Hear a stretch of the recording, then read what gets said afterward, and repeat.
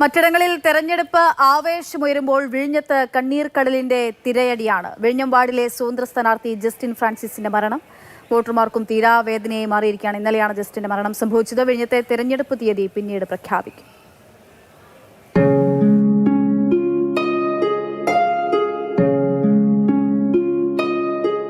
Justin Francis വിഴിഞ്ഞത്തെ socialist മുഖമായിരുന്നു.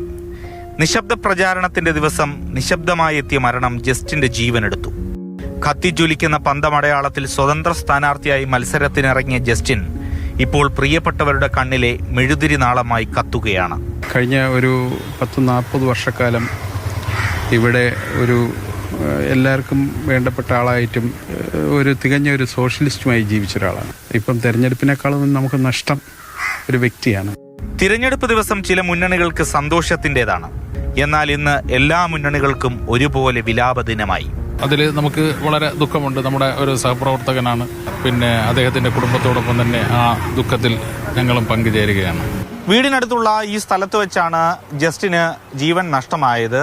ഈ വാഹനം വരുന്നത് പോലെ ഒരു ഓട്ടോറിക്ഷ മുകളിൽ നിന്ന് ഉരുണ്ട് വന്ന് ജസ്റ്റിനെ ഇടിക്കുകയായിരുന്നു. അദ്ദേഹത്തിന്റെ ചെരുപ്പ് നമുക്കിവിടെ കാണാം. ഒപ്പം തന്നെ ഇവിടേക്കാണ് അദ്ദേഹം മറിഞ്ഞു വീണത്. അദ്ദേഹവും ഭാര്യയും ഒന്നിച്ച് നടന്നു വരുന്നതിനിടയിലായിരുന്നു ഈ അപകടമുണ്ടായത്.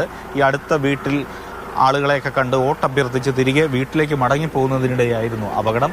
ഈ കാണുന്നത് ഒരു CCTV ക്യാമറയാണ്. ഇതിനു മുന്നിൽ വെച്ചാണ് അപകടമുണ്ടായത്. പക്ഷേ ഈ CCTV ക്യാമറ വർക്കിംഗ് അല്ല എന്നുള്ളതാണ് നമുക്ക് മനസ്സിലാക്കാൻ കഴിയുന്നത്.